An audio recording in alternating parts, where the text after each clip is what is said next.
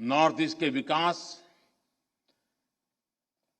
इन सभी क्षेत्रों पर देश का उतना ही फोकस है जितना दिल्ली और मुंबई जैसे मेट्रो शहरों पर है।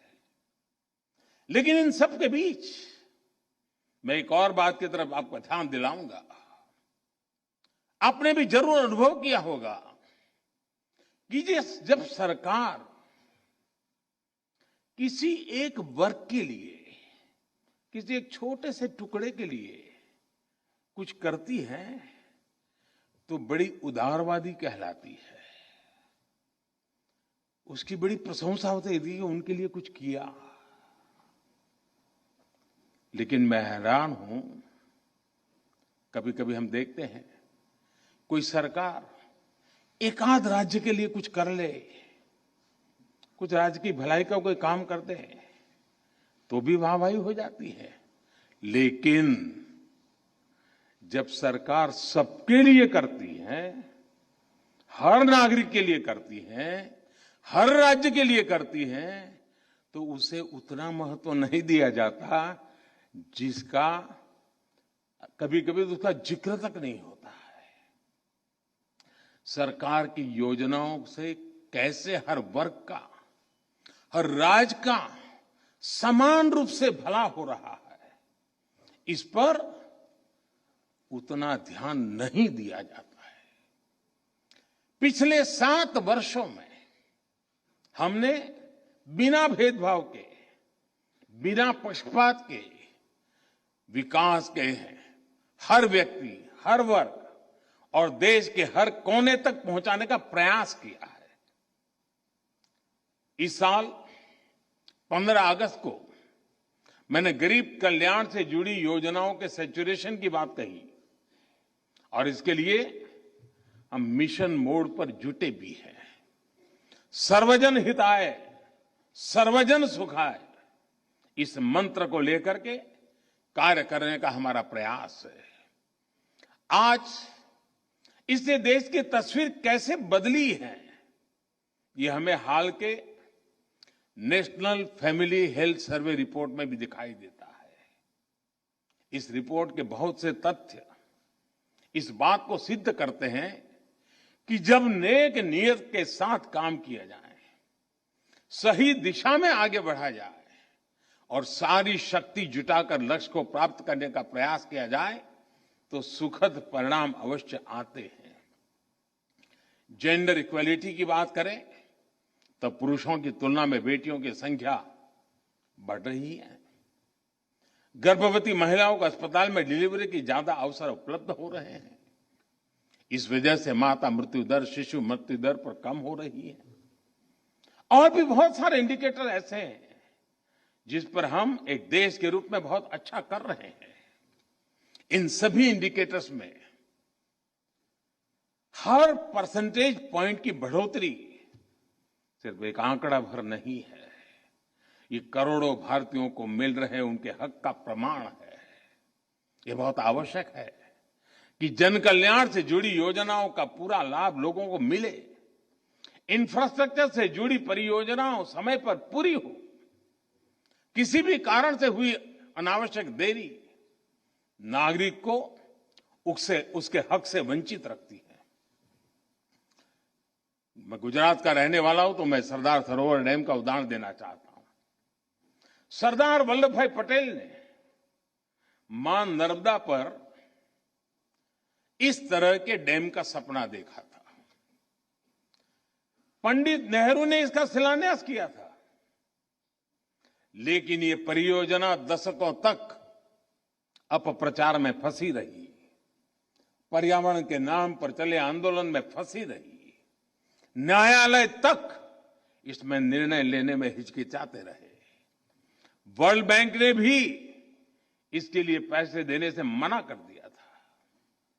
लेकिन उसी नर्मदा के पानी से कच्छ में जो विकास हुआ, विकास का कार्य हुआ, आज हिंदुस्तान के तेज गति से आगे बढ़ रहे डिस्ट्रिक्ट में कच्छ जिला है।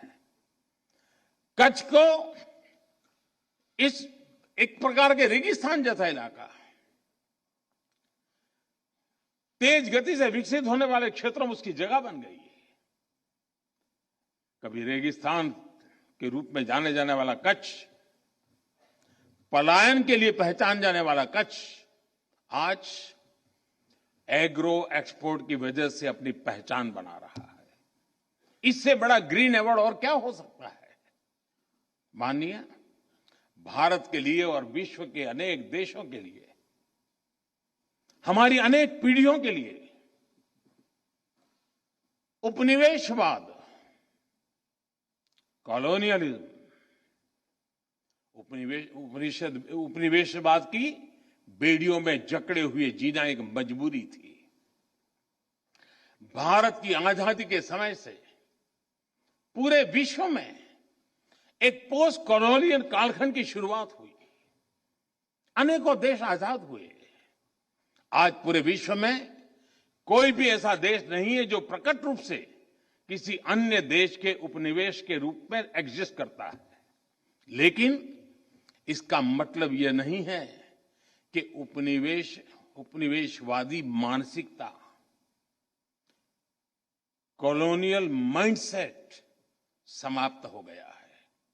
हम देख रहे हैं कि हम मानसिकता अनेक विकृतियों को जन्म दे रही है। इसका सबसे स्पष्ट उदाहरण हमें विकासशील देशों की विकास यात्राओं में आ रही बाधाओं में दिखाई देता है। जिन साधनों से, जिन मार्गों पर चलते हुए विकसित विश्व आज के मुकाम पर पहुंचा है, आज वही साधन, वही मार्ग विकासशील देशों के लिए बंद करने के लिए प्रयास किए जाते हैं। पिछले दशकों में इसके लिए अलग अलग प्रकार की शब्दावली का जाल रचाया जाता है, लेकिन उद्देश्य एक ही रहा है, विकासशील देशों की प्रगति को रोकना। आजकल हम देखते हैं कि पर्यावरण के विषय को भी इसी काम के लिए हाईजैक करने का प्रयास हो रहा है। कुछ सप्ताह पहले हमने COP26 समिट में इसका जीवंत उदाहरण देखा है। अगर एब्सोल्यूट क्यूमुलेटिव एमिशंस की बात करें तो विकसित देशों ने मिलकर 1850 से अब तक, 1815 से अब तक भारत से 15 गुना अधिक उत्सर्जन किया है। अगर हम पर कैपिटा बेसिस की बात करें तो भी विकसित देशों ने भारत के मुकाबले 15 गुना अधिक उत्सर्जन किया है। अमेरिका और यूरोपीय संघ ने मिलकर भारत की तुलना में 11 गुना अधिक एब्सोल्यूट क्यूमुलेटिव एमिशन किया है। इसमें भी पर कैपिटा बेसिस को आधार बनाए तो अमेरिका और यूरोपीय संघ ने भारत की तुलना में 20 गुना अधिक उत्सर्जन किया है। फिर भी आज, और हमें गर्व है, भारत जिसकी सभ्यता और संस्कृति में ही प्रकृति के साथ जीने की प्रवृत्ति है, जहां पत्थरों में, पेड़ों में, प्रकृति के कण कण में, जहां पौधे में भी परमात्मा देखा जाता है, उसका स्वरूप देखा जाता है, जहां धरती को मां के रूप में पूजा जाता है, उस भारत को पर्यावरण संरक्षण के उपदेश सुनाए जाते हैं। और हमारे लिए ये मूल्य सिर्फ किताबी नहीं है, किताबी बातें नहीं है। आज भारत में लायन, टाइगर, डॉल्फिन आदि की संख्या और अनेक प्रकार की बायोडायवर्सिटी के मानकों में लगातार सुधार हो रहा है। भारत में वन क्षेत्र बढ़ रहा है। भारत में डिग्रेडेड लैंड का सुधार हो रहा है।